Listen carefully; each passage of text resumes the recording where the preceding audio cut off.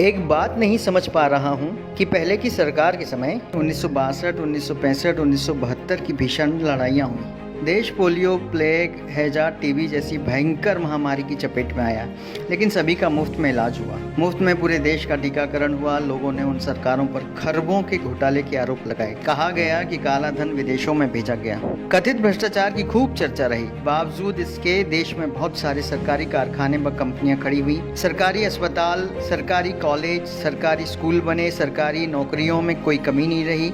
लोगों को नौकरियां दी गई। जो व्यक्ति इंटर मैट्रिक पास कर जाता था उसे घर से बुलाकर नौकरियां दी गई। तनख्वाह में कोई कमी नहीं रही। भत्ता हर वर्ष लगातार बढ़ता था। महंगाई भत्ता 131% तक दिया गया।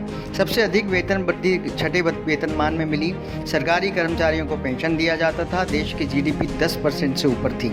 आखिर तमाम घोटाले और भ्रष्टाचार से घिरी सरकारें यह सब कैसे कर लेती थी, जो दिव्य महापुरुष की सरकार नहीं कर पा रही है? जबकि वे विदेशों से काला धन वापस ले आए। नोटबंदी से भी देश का काला धन वापस आ गया। जीएसटी से सरकारी खजाना भर गया।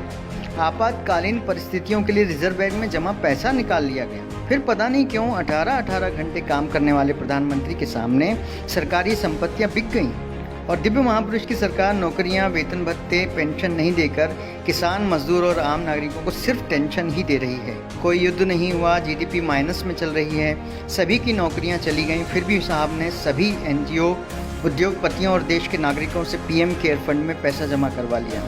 उस पैसे से क्या कार्य हुआ, किसी को नहीं पता। देश में बड़ी अजीब स्थिति बनी है। अगर कोई सवाल कर रहा है तो उसको पाकिस्तानी या देशद्रोही बोला जा रहा है। मेरे ख्याल से उन युवाओं को तो अब कम से कम अब जाग जाना चाहिए जो पढ़े लिखे होने का दम्भ भरते हैं।